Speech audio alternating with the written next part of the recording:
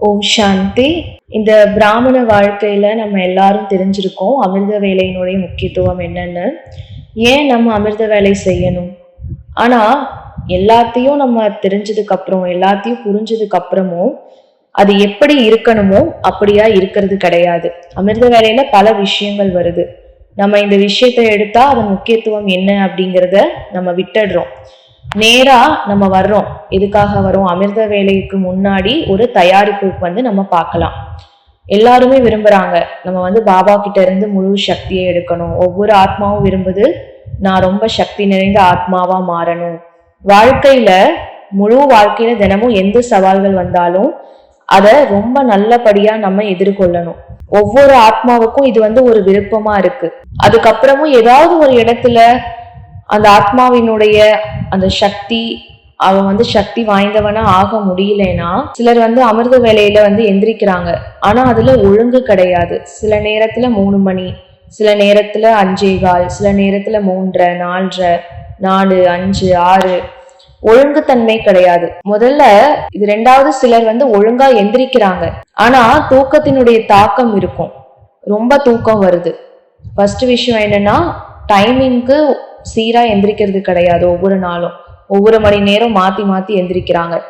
அப்படியே ஒழுங்கா இந்த டைமிங்க்கு தினமும் எந்திரிச்சாலும் அது ரெண்டாவது விஷயம் என்ன ஆயிடுது, தூக்கத்தினுடைய தாக்கம் இருக்கு. ரொம்ப தூக்கம் வரும். விரும்புறாங்க தூக்கம் வரக்கூடாது அப்படின்னு சொல்லி. மூணாவது அவங்க எந்திரிக்கிறாங்க, தூக்கம் வர்றது கிடையாது. ஆனா சிறப்பான அனுபவமும் இருக்கிறது இல்ல. சாதாரணமா எழுந்து உட்கார்றாங்க, பாபாவுக்கு குட் மார்னிங் சொன்னாங்க, நீங்க தான் தந்தை, டீச்சர், சத்குரு, இது அது எல்லாமே முடிஞ்சது. அனுபவம் கிடைக்கிறது இல்ல. அதனால இந்த அமிர்த வேலையில பாபா சொல்றாரு, இது அமிர்தத்தை அருந்தக்கூடிய நேரம். இது மாதிரி ஏதாவது ஒரு மதம் இருக்க வாய்ப்பு குறைவுதான். இதுல எந்த மதத்திலையுமே சொல்லப்படல அமிர்த வேலை பத்தி. சீக்கிய மதம், புத்த மதம், இந்து மதம், கிறிஸ்துவம், ஒவ்வொரு மதத்திலையும் காலை நேரத்தினுடைய முக்கியத்துவம் இருக்கு. ஏன்னா மனசு ரொம்ப புத்துணர்ச்சியா இருக்கும், சூழல் அமைதியா இருக்கும்.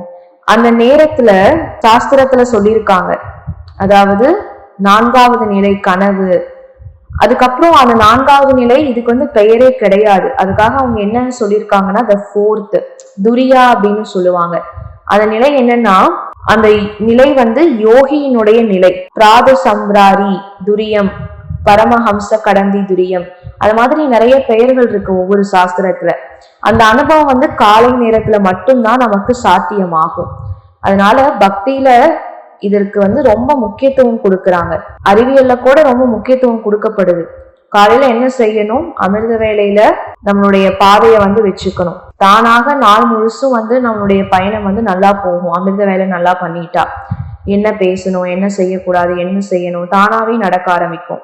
எவ்வளோ காலம் நாம நம்ம கட்டுப்படுத்திக்கணும், எவ்வளோ காலம் நம்ம திட்டமிட்டு வாழ்க்கையில இது நடந்தா நான் இப்படி செய்யறேன், அவன் இப்படி செஞ்சா அவன் ஏமாத்துனா நான் இப்படி செய்யறேன். எவ்வளோ யோசிச்சாலும் எதுவும் நடக்கலாம், நிச்சயம் இல்லை பல விஷயங்கள்ல. அமிர்த வேலையில நம்மளுடைய வண்டி பாதைய வச்சுட்டோம்னா நாள் முழுசும் அதே பாதையில போயிட்டு இருக்கோம். அதனால நம்ம எந்த ஒரு முன் தயாரிப்பு செய்யறது, எப்படி நம்முடைய அமிர்த வேலைய ரொம்ப சக்தி வாய்ந்ததா இருக்கும், அதுல நம்ம ஒழுங்கா எந்திரிக்கணும். ரெண்டாவது, எழுந்ததுக்கு அப்புறம் நமக்கு நல்ல அனுபவம் வரணும். சாதாரணமா இருக்கக்கூடாது. அமிர்த வேலை அதுல தூக்கத்தினுடைய சிறிதளவு தாக்கம் கூட இருக்கக்கூடாது. 1% கூட நம்ம தூங்கக்கூடாது. அந்த அளவுக்கு நம்முடைய விழிப்பு நிலை இருக்கணும். அதுக்காக சில முன் தயாரிப்பு தேவைப்படுது. எந்த முன் தயாரிப்பு நம்ம செய்யணும்? உண்மையில அமிர்த வேலைக்கு முன்னாடி தயாரிப்பு. அது முந்தின நாள்ல இருந்து ஸ்டார்ட் ஆகுது. நைட்டு 8 மணிக்கு அப்புறம் நம்ம பார்க்கலாம். 8ல இருந்து 10 இல்ல 10:30 வரைக்கும் நம்ம என்ன பண்றோம்? இந்த நேரத்துல டிவி பாக்குறதுல, பேச்சு ஏதாவது பேசுறதுல, வீண் சிந்தனை, மத்தவங்க பத்தி சிந்திக்கிறது, இல்ல ஷாப்பிங் போறது, ஏதாவது செலவு பண்றது, இந்த மாதிரி விஷயங்கள்ல செலவாகிட்டே இருந்துச்சு நம்மளுடைய அந்த 8 to 10, 10:30 மணி டைம் அப்படின்னா எப்படி நம்முடைய அமிர்த வேலை சக்தி வாய்ந்ததா இருக்கும்?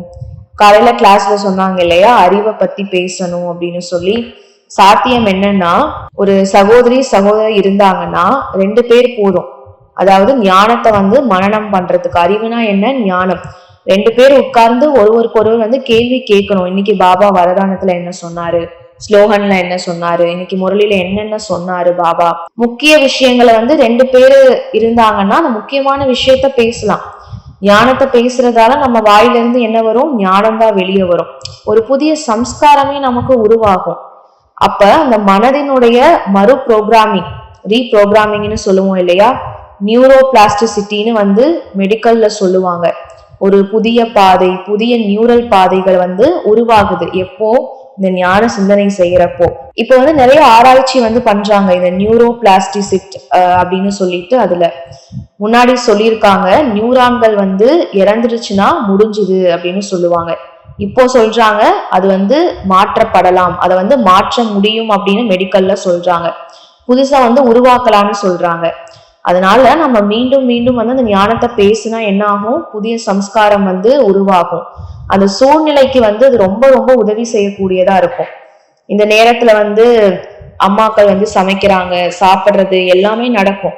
நைட் வந்து சாப்பாடு அதிகமா எடுத்துக்க கூடாது, குறைவா இருந்துச்சுன்னா ரொம்ப நல்லது. ஏன்னா யோகியினுடைய இரவு உணவு வந்து குறைவா இருக்கணும். நைட் ரொம்ப லேட்டா சாப்பிட்டீங்க, எண்ணெய் பொரியல் அதிகமா சாப்பிட்றீங்கன்னா, அதிகமா சாப்பிட்டா என்ன ஆகும், அமிர்த வேலையில தூக்கம் வரும். அமிர்த வேலையில வரதான மழை வந்து பொழிஞ்சிட்டு இருக்கு. நம்ம அதை வந்து தவற விட்டுட்டோம்னா நாள் முழுசும் இந்த சூழல்ல மதியானத்துல உலக மக்கள் வந்து ரொம்ப விழிச்சிருக்காங்க. அவங்களுடைய மனசுல வந்து நல்ல சிந்தனை இருக்கா, எவ்வளோ கலக்கம் இருக்கு, விகாரம் இருக்கு, அந்த விகாரத்தினுடைய வாசனைகள் காத்துல இருக்கு, அதனால அதிர்வுகள் வந்து சூழல்ல கூட பரவி இருக்கு. நம்ம வந்து நல்ல சிந்தனை செஞ்சாலும் அதனுடைய தாக்கம் இருக்கும். காலையில எல்லா ஆத்மாக்களும் தூங்கிட்டு இருப்பாங்க. சில பக்தர்களை தவிர காலையில எந்திரிக்கிறவங்க ரொம்ப குறைவுதான்.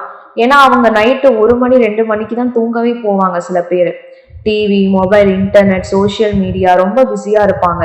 11, 12, 1, 2 மணிக்கு கூட தூங்குறவங்க இருக்காங்க. அதனால நைட் நேரத்துல சமைக்கிறது, சாப்பிடுறது, இதுல வந்து யோகமயமா நம்ம மாத்திடணும். இரவு நேரத்துல என்ன பண்ணணும், மௌனமா இருக்கணும். பேசினாலும் எதை பத்தி பேசணும், ஞானத்தை பத்தி பேசணும். யாரும் இல்லைன்னா தனியா மொட்டை மாடியில இல்லைன்னா ரூம்ல வந்து நடந்துட்டே ஞான சிந்தனை நம்ம செய்யணும்.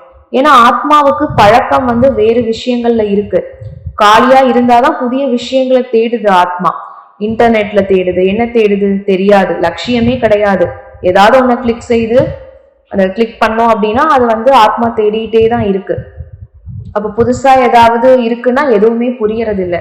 அதனால முன் தயாரிப்பு ரொம்ப அவசியம். நீங்க முந்தின நாள் நைட்ல இருந்து அதை வந்து ஸ்டார்ட் பண்ணணும். யோகமயமா நீங்க சமைச்சு சாப்பிடணும். முன்கூட்டியே சாப்பிட்டீங்கன்னா ரொம்ப நல்லது. நீங்க லேட்டா சாப்பிட்டா தூக்கம் வரும், அதிகமா சாப்பிட்டாலும் தூக்கம் வரும். தூங்குற நேரத்தை நிர்ணயிக்கணும். நீங்க சில நாட்கள்ல வந்து விதி விலக்கு இருக்கலாம், ஆனா சாதாரணமா ஒழுக்க முறை இருக்கணும். பிராமணர்கள் வந்து 10 மணிக்குள்ள இல்ல 10:15, அதிகபட்சம் 10:30 மணிக்கு அதுக்கு முள்ள தூங்கிடணும். அதுக்கு மேல வந்து தூங்காம இருக்கக்கூடாது. ஏன்னா மூளை திறன் வந்து குறைய ஆரம்பிக்கும். நாள் முழுசும் நம்ம வந்து முழிச்சிட்டு இருக்கோம். அதனால சீக்கிரமா தூங்கணும். சிறந்த யோக நேரம் வந்து படுக்கையில படுக்கக்கூடிய நேரம் தான். ஏன் 2 நேரங்கள்ல சப்கான்சியஸ் மைண்ட் வந்து ரொம்ப செயல்படும். ஒண்ணு நம்ம எழுந்திரிச்ச உடனே 10-15 நிமிஷம், 2வது தூங்கக்கூடிய நேரம். இந்த சித்த மனம், அவசித்த மனம் அப்படின்னு 2 வகையா சொல்லுவாங்க. இந்த 2க்கும் நடுவுல இருக்கக்கூடியதுதான் ஃப்ரீ கான்சியஸ் அப்படிங்கிற ஒரு தடுப்பு. தூங்க போற அந்த நேரத்துல அது என்ன ஆகும், மேல வந்து எல்லா சிந்தனைகளும் வந்து நேரா அவச்சித்தத்துல வந்து போகுது. அப்போ நாம தரக்கூடிய சிந்தனைகள் வந்து நேரா ஏத்துக்கப்படும். எதுல, நம்ம மனசுல. அப்ப நாள் முழுசும் நம்ம சொன்னாலும் உள்ள வந்து போகாது. பல நேரத்துல வந்து அப்படிதான் இருக்கும். ஆனா நைட்டு படுத்து நான் ஆத்மா, யோகா பண்ணுங்க, பரந்தாமம் போங்க, சூட்சும மதனத்துக்கு போங்க, பாபா கிட்ட பேசுங்க, அந்த சிந்தனையோட நீங்க தூங்குனீங்கன்னா அந்த தடுப்பு வந்து ஈஸியா எல்லாத்தையும் அக்செப்ட் பண்ணிக்கும், மேல கொண்டுட்டு வரும் நம்மள. அப்படி நீங்க தூங்குனீங்கன்னா எழுந்ததுமே என்ன ஆகும், அதே நினைவு தான் அமிர்த வேலையில வரும். இல்லைன்னா எந்த சிந்தனையோட நீங்க தூங்குறீங்களோ அதுதான் முதல் சிந்தனையா இருக்கும். டிவி, படம், மேகசின், நாவல், இது வந்து ஆத்ம சக்தியை குறைக்கக்கூடிய விஷயம். ஏன்னா சிந்தனைகள் வந்து அதுக்கு தான் போகும். அதனால சக்தி குறையும், தகவல் வந்து அதிகரிக்கும், அறிவு இருக்காது. அதனால சீக்கிரம் தூங்கணும், சீக்கிரம் சாப்பிடணும். அதே மாதிரி குறைவா சாப்பிடணும். தூங்குறதுக்கு முன்னாடி எழுதக்கூடிய பழக்கம் இருக்கா, சார்ட் எழுதணும். இல்லைன்னா பாபா கிட்ட என்ன பண்ணணும், வாயால சொல்லிட்டு படுக்கணும். இன்னைக்கு என்னென்ன நடந்தது, என்ன தப்பு செஞ்சோம், என்ன புண்ணியம் பண்ணோம், எல்லாத்தையும் வெளியேற்றிடணும். அதுக்கப்புறம் தான் நம்ம வந்து லேசா நம்ம தூங்க முடியும். அப்படிதான் நம்ம தூங்கணும்.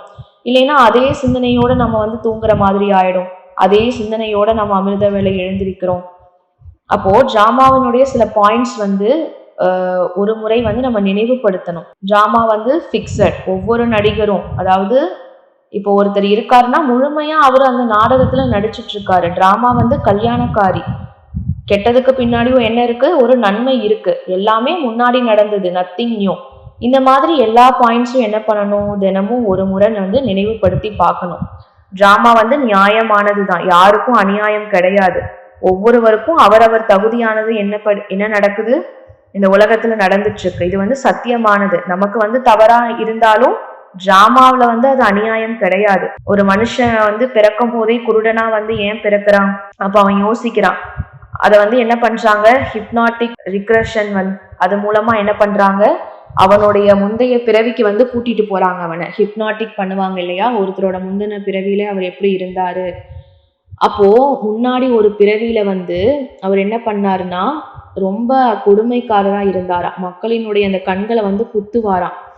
மக்களோட கண்ணை குத்தி குத்தி ரொம்ப மகிழ்ச்சியா வந்து அதை ஃபீல் பண்ணிட்டு இருந்தாராம் முந்தின காலத்துல அந்த குருடன். அதனால இப்போ டிராமால இந்த நிலை அவருக்கு ஆயிடுச்சு இல்லையா. டிராமா ரொம்ப நுணுக்கமானது. நம்ம இருக்கக்கூடிய குடும்பம் வந்து நகரம், எல்லாமே ஒரு காரணம் இருக்கு. நாமே தான் காரணம். மற்றவங்கள வந்து குறை சொல்ல முடியாது. இந்த சிந்தனை வந்து மனசை அமைதியாக்கிடும். அதனால தூங்குறதுக்கு முன்னாடி டிராமா பாயிண்ட்ஸை நினைச்சிட்டு நம்ம தூங்கணும்.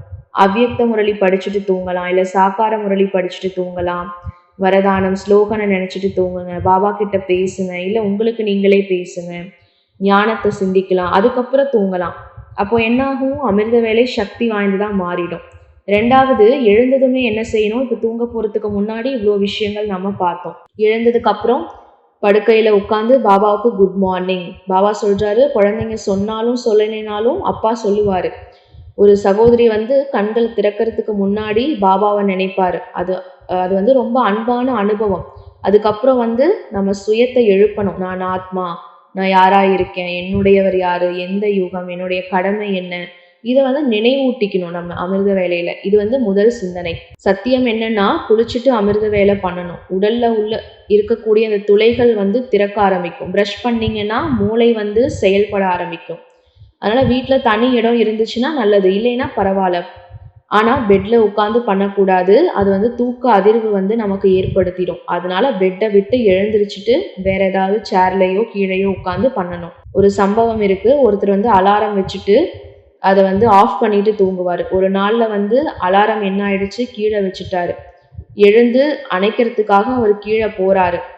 அப்போ அதை வந்து ஆஃப் பண்ணிட்டு அங்கேயே தூங்கிட்டாரு. அதனால கவனம் வைக்கணும் நம்ம. பாபா சொல்றாரு, பரமாத்மா அன்பு அப்படிங்கிற அலாரத்தை வந்து என்ன பண்ணணும், நமக்குள்ள நிரப்பணும். அது வந்து நம்மளை எழுப்பி விடும். அன்பு இருந்தாதான் நம்ம எழுந்திருப்போம் அமிர்த வேலை. படுக்கையை விட்டு கீழே உட்கார்ந்து இல்லை சேர்ல உட்கார்ந்து பாபா கிட்ட பேசணும். அந்த பழைய கமெண்ட்ரியெல்லாம் வேண்டாம். புதுசா ஒரு அனுபவம் பண்ணுங்க. புதிய யோக முறைகளை கொண்டுட்டு வாங்க. சூக்ஷ்மவதன், பரந்தாமம், சத்யுகம், புதுசா நிறைய அனுபவங்களை வந்து பாபா சொல்லியிருக்காரு. இது வந்து வெரைட்டி பிக்னிக் மாதிரி. அதுக்கப்புறம் இந்த இயற்கைக்கு வந்து சகாஷ் கொடுங்க. நிறைய இடத்துக்கு போங்க ஃபரிஷ்தா ரூபத்துல. 4லேருந்து 4:45 வரைக்கும் தூக்கம் வந்துச்சுன்னா நடந்துட்டு பண்ணணும்.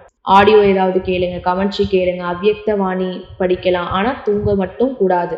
அதுக்கப்புறம் சிந்தனை பண்ணணும், மனனம் பண்ணுங்க. அதுக்கப்புறம் படிப்பு, முரளி கேட்கணும் இல்லையா. அதுல இருந்து ஒரு சக்தி அடையலாம். நம்ம இந்த சூழலே சக்தி வாய்ந்தது அப்படின்னு நம்ம அனுபவிச்சிருக்கோம். இந்த ஹால் வந்து சக்தி வாய்ந்ததுன்னு அனுபவிச்சிருக்கோம்.